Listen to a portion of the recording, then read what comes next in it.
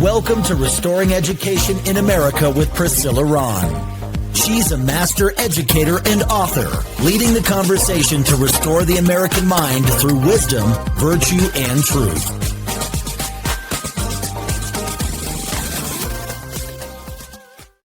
Well, hello, everybody. Welcome to Restoring Education in America. I'm your host, Priscilla Rahn, and I'm so grateful that you've decided to join the conversation today.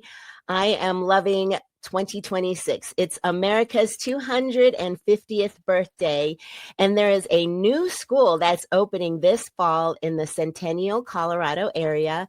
It's called Excalibur Classical Academy, and their mission and vision is restoring America's heritage by developing servant leaders who are keepers and defenders of the principles of freedom for which our founding fathers pledged their lives, fortunes, and sacred honor.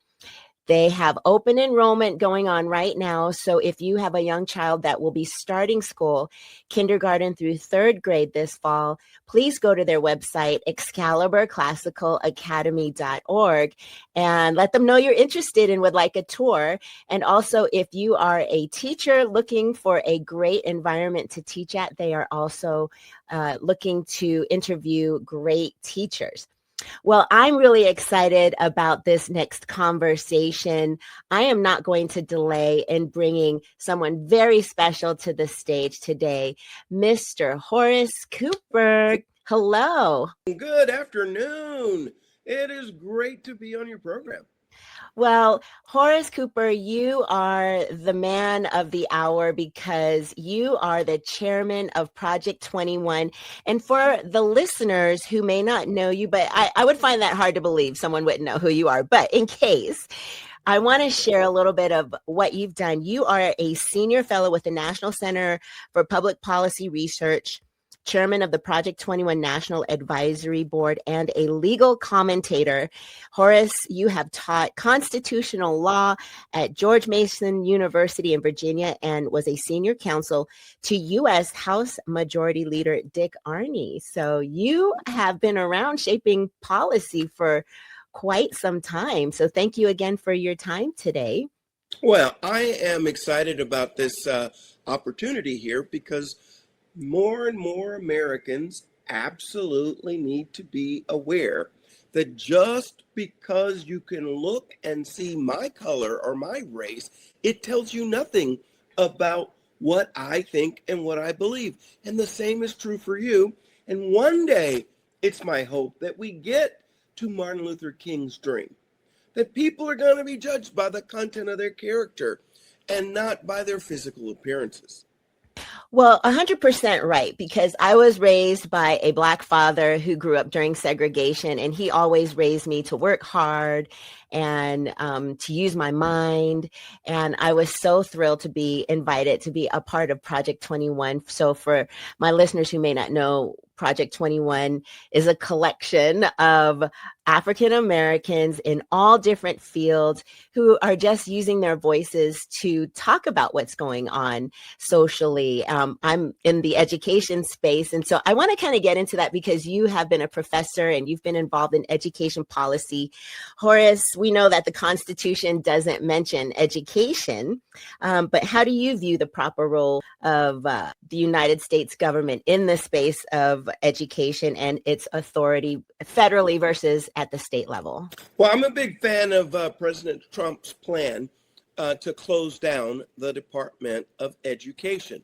It's not because, quote, I am anti-education. I believe that education is primarily a responsibility of moms and dads, and they can work collaboratively with their local governments and their state governments to figure out what is best for their child. What the federal government has done is bring stipulations on the small amount of funds that they provide. 95% of the education funds are generated locally.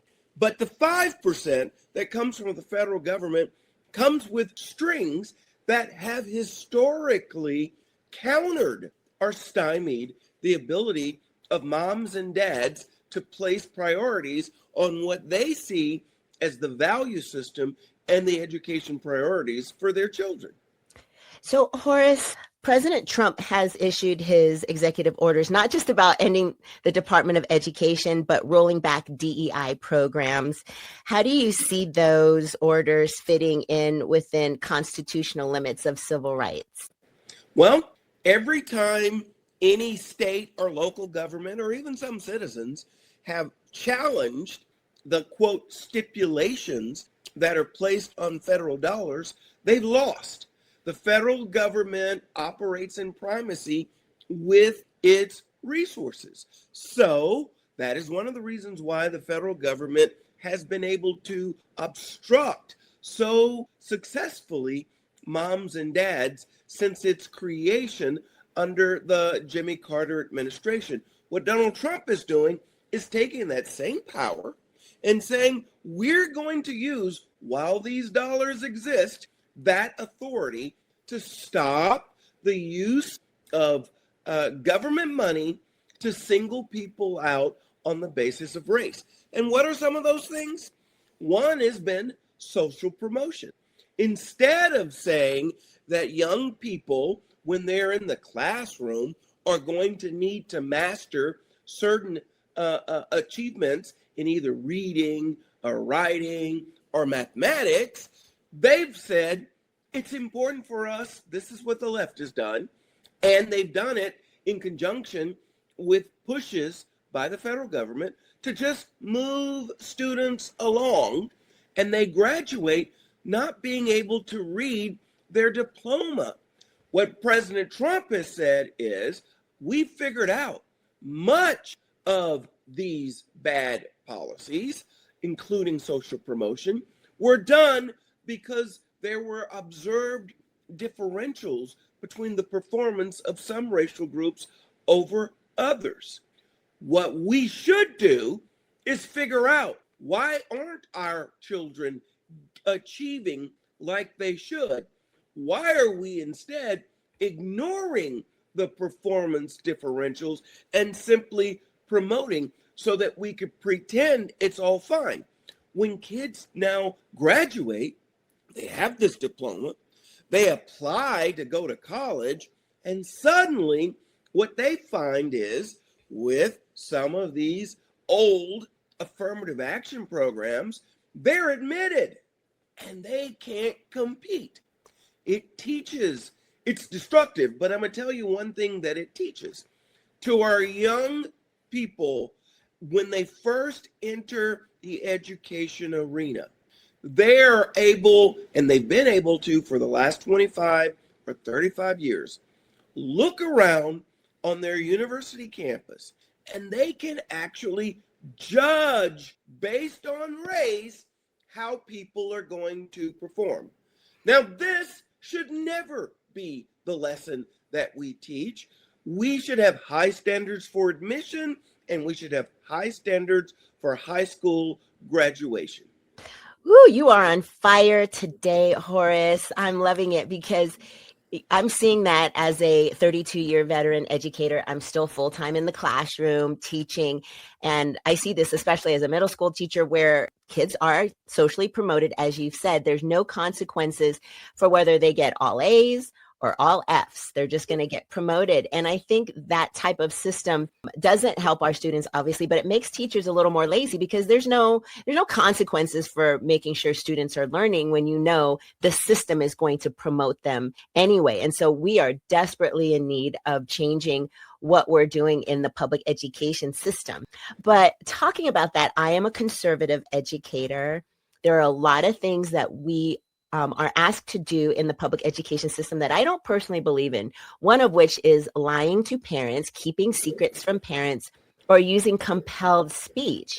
But I'm not sure what the Constitution says or the law says. I know it's not constitutional for the government to compel speech, but as a government employee in a public education system, are teachers protected from having to call a boy by a girl's pronoun, or what have some cases said? Well, the Supreme Court has been very, very robust in making the point that the government, and that's when they operate as a public school, may not compel its employees to violate principles of their conscience. They must find a way to accommodate those teachers. Now, it could be as simple as removing that particular child or children from the classroom, or it can be allowing the teacher to express their views of their conscience. There was just a case before the Supreme Court last year in which a Muslim family wondered why the school was imposing very radical and woke views about gender identity in the classroom. And the Supreme Court, even though the district court ruled against that family, even though the Fourth Circuit Court of Appeals ruled against that family, the Supreme Court made it very clear. A school may not either penalize the parents, may not allow the school to expel the student, and they may not compel the teacher in the classroom to accommodate to certain views and perspectives that they don't personally hold. There was actually no reason why such woke policies had to be imposed other than the fact that because in many instances there is a difference between the value system of people who are raising children and the people who are part of the education bureaucracy. I am excited that you are playing a role in that particular arena, but in many, many instances, parents have no help in the education bureaucracy, and the court has had to step in, and increasingly, the court is saying that even as an employee, your rights to the beliefs that are consistent with your conscience are not allowed to be thwarted or overrun. If you're just tuning in, my guest today is Horace Cooper. He is the chairman of Project 21, a legal commentator, and has taught constitutional law at George Mason University. So 1994 was a big year for me personally, Horace. That was the year I graduated from college and had a big degree that, said that I was ready to go out in the world and make a difference. And it was also the year I became a public school teacher. But 1994 was a big year for our nation as well when it comes to your work in the federal government with U.S. House Majority Leader Dick Armey. And that's when we first got the contract with America. And that actually ended up being something positive for our nation. The Republicans were able to accomplish a lot of the things that they promised to the American people. With the midterms coming up this year, do you think that we need something similar to that, and maybe for education specifically? If you were sitting in my classroom at George Mason University, you'd get the gold star. We absolutely need a platform. The conservative movement, Project 21 and the National Center are nonpartisan, but we need a conservative platform so that when voters go, they understand what it is, the choices that they are making. There are places like California that have been trying to get the teacher to lie to parents about what's going on with their child. They have this insane idea that the teacher is better equipped to understand the needs and interests of the child than mom and dad. If a child is, quote, suicidal, you absolutely must bring mom and dad into the equation. If a child is struggling, quote, with their gender identity, you absolutely must bring mom and dad. The child doesn't get to make this choice. If you've been in a public school for any time, even for an hour, you know that they can't give you a Tylenol without the permission of your mother and father. And yet, in some places, something so consequential that is completely life-changing, there are folks in the education bureaucracy that believe that the parents should be locked out. A platform that says mom and dad are the primary decision makers. But a corollary to that is we must absolutely expand the ability of parents to pick places to educate their children that are consistent with their own beliefs. Here's the truth. Even overworked, even tired, even dropout parents understand they want what they didn't get. They want something better for their children. And oftentimes, when they go to the school and they complain, the education bureaucracy doesn't care. You see, the education bureaucracy measures its success not by how well your kid's doing, not what he does or she does in the future, how many monthly or quarterly payments are they getting from the state and the federal government. And that's all that they care about. If moms and dads could move their children to a school that is more responsive to their needs, it would have a twofold effect. One, we could get more kids out of the education bureaucracy. But two, even the education bureaucracy would learn to improve so that it could attract people to continue using its services. Horace, we can't even give a child a cough drop at school without parental permission. And yet there are schools secretly transitioning children, there are teachers secretly giving children bandages, girls bandages for their breasts. I mean, I can't believe the stuff that's happening. And they're preying on, children who are in the foster care system. They're preying on children who are in the special education system because they're the most vulnerable. It's really sad. So thinking about— Can I add one thing? Yes, absolutely. We were largely, not you and I, but many parents were largely ignorant of what was going on in the classroom until COVID. Suddenly, when things were being videoed and recorded, people were absolutely astonished. The gender identity issue is completely crazy on the part of the bureaucracy, and so is the social promotion.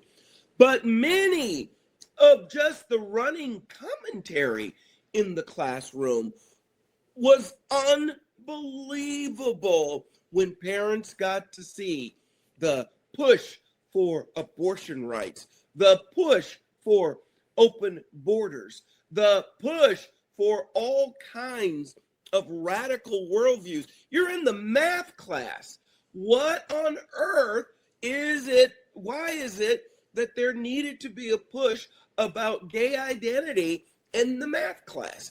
These kinds of things we're now aware of. And so I just want to reiterate, it would be useful heading into the election if parents could see a plank of all manner of things, particularly with education, so they could know this candidate supports me on this.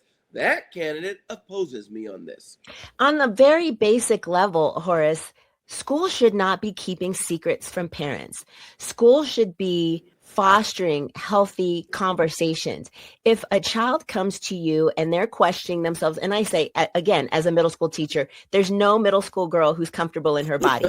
These kids are going through puberty and they're feeling awkward and they're questioning everything.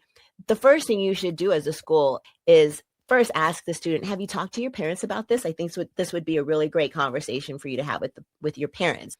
Or call the parents and say, your child said this today and let me know how I can help, but I'm going to let you as the parent have the first opportunity. But we're not doing that. And people on the left are creating this whole false narrative propaganda about those of us who believe in parents' rights first and their first ability to teach their children.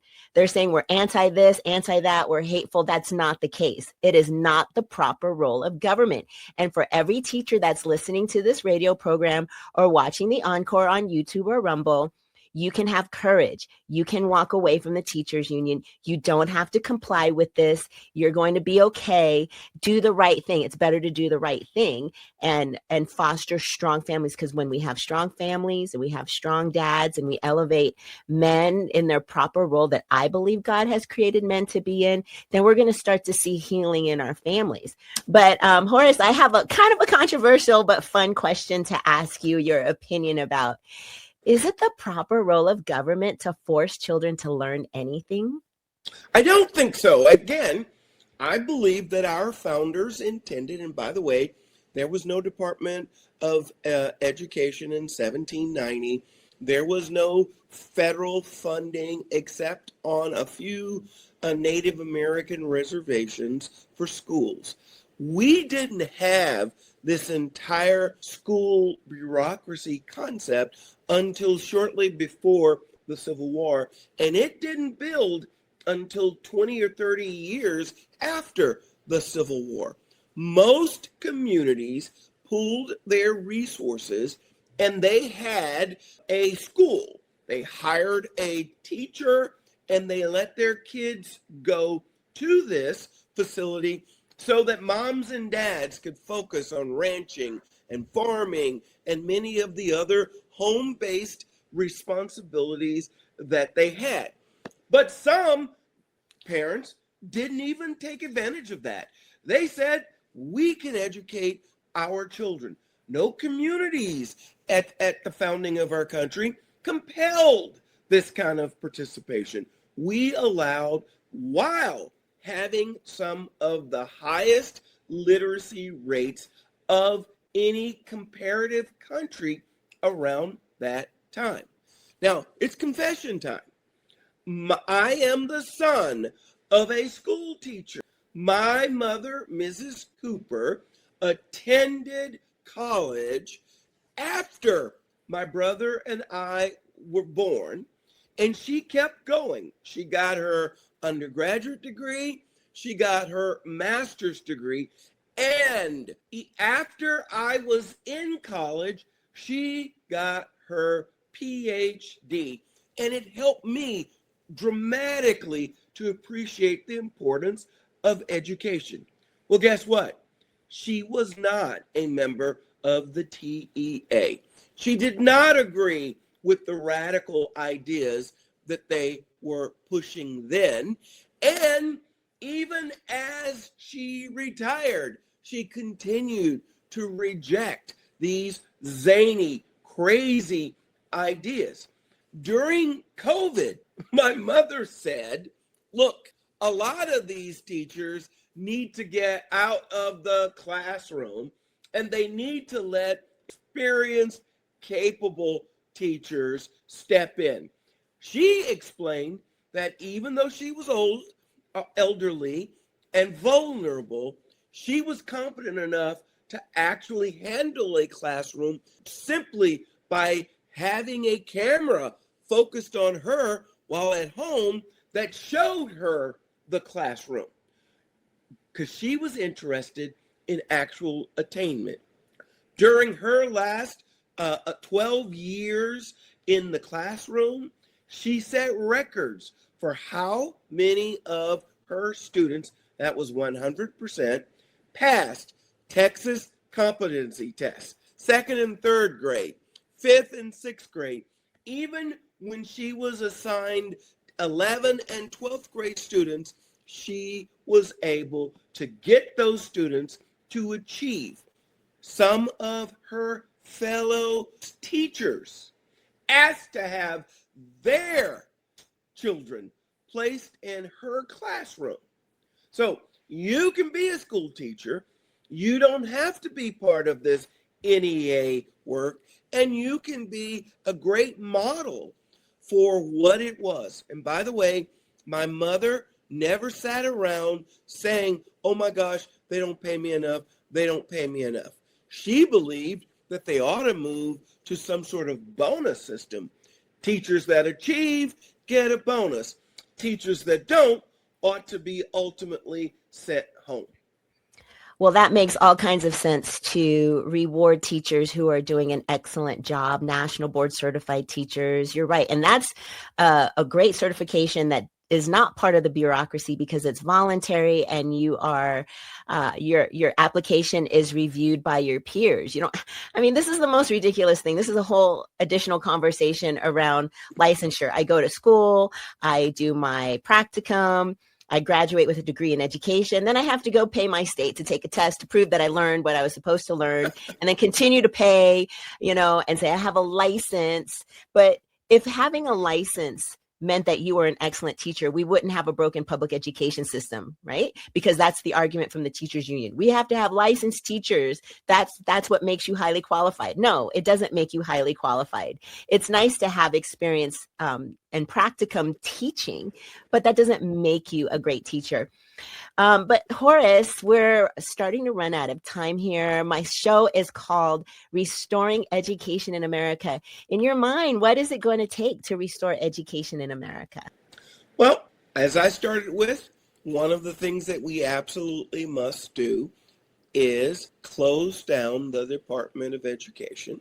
Secondly, there are red states where we need to make sure that we defund the NEA. Those are just unions masquerading as teacher organizations to encourage exceptional experiences in the classroom. Really quick, when my mother first got told that the state of Texas was going to require a test for competency for school teachers, she told me about half of the teachers in the lounge were complaining and crying about it, and a third never passed and had to be removed. How can you teach geometry if you can't be a master of it? We need higher standards, not lower standards, and we need more opportunities for places to learn that are not necessarily government run. Horace, before we head out, where can people find you and follow you on social media? You've also written several books, and where can they purchase your books? Well, obviously go to Amazon.com. Put Y'all Back in Chains, How Biden's Policies Harm America, shows why the woke policies that the left is pushing are extremely unpopular with Black America.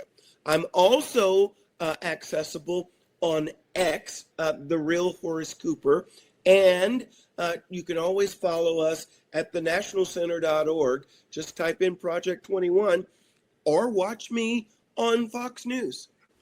On a daily basis, seems like we can see your wonderful commentary. Well, thank you so much, Horace Cooper, for your time today. And to my listeners, thank you for tuning in. Catch me next time. And remember, educating the mind without the heart is no education. So seek wisdom, cultivate virtue, and speak truth. Thanks for tuning in to Restoring Education in America with Priscilla Ron. Visit PriscillaRon.com to connect or learn how you can sponsor future episodes to keep this message of faith, freedom, and education on the air.